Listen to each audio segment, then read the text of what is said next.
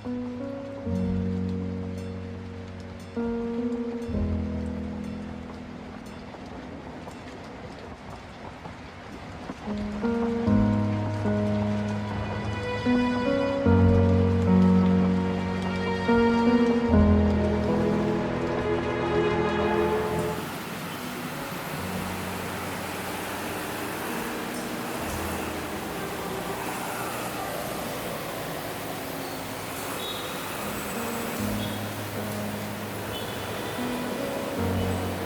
si Angelo, 11 years old, Batang Binondo.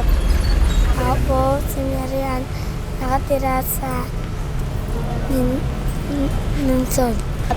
Ako po si Angelo, 9 Ako po, si Alexandra, Batang Maynila.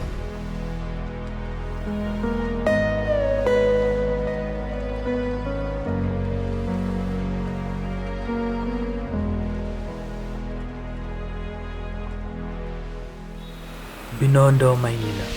Lugar na puno ng pag-asa at sagana sa oportunidad para sa kababayan natin mula pa sa iba't ibang probinsya.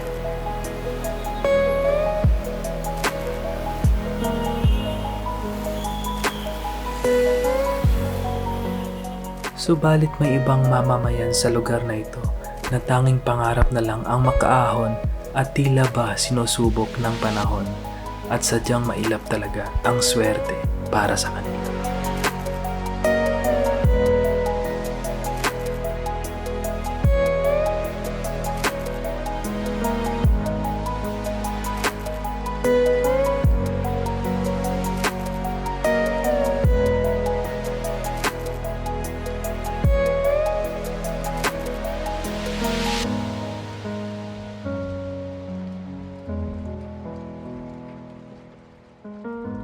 Ako po nakatira sa tabing ilog.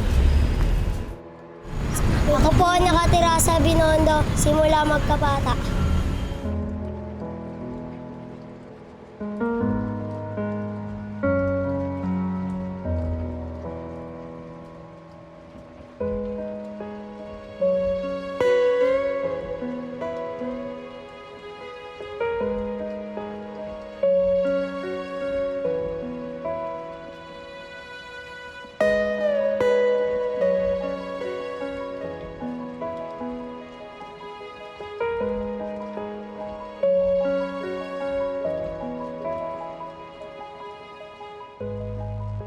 Ako po nag-aaral sa Pedro Elementary School, grade 6.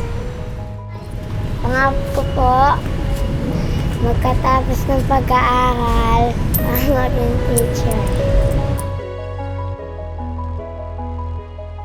Pangarap ko po, makatapos ng pag-aaral para maging piloto.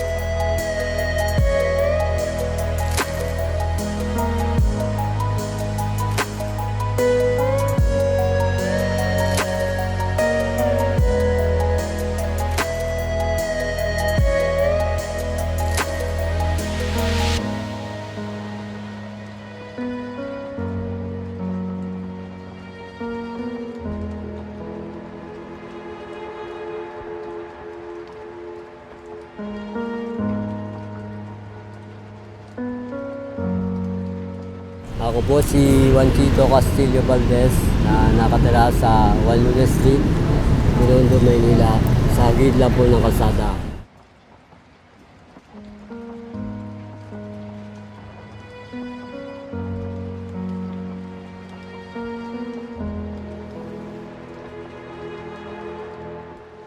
Wala po kaming permanenteng tirahan, palipat-lipat lang po kami.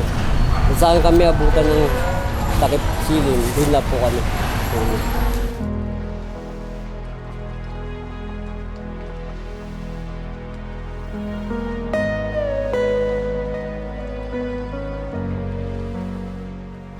Yung iba ko pong anak sa pangangalaga po ng DSWD.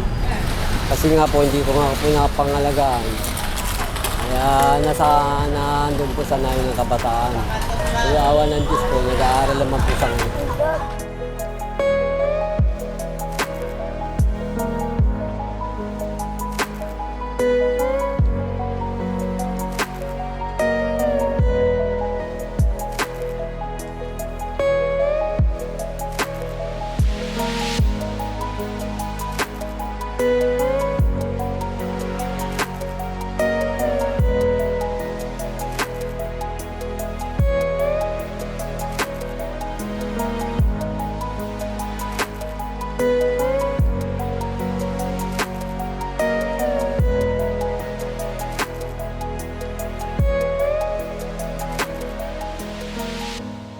Ang tanging hiling ko lang po sa anak ko, sana mapatingin, mapagamot.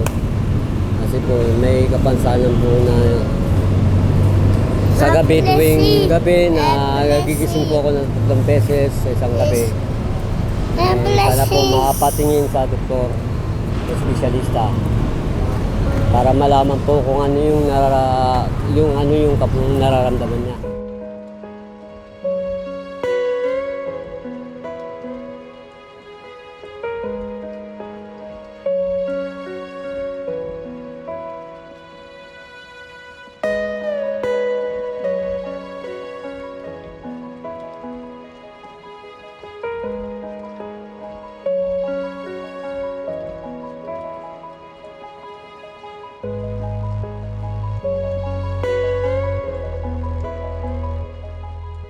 Ang iniling ko ay yun na yun, Katie.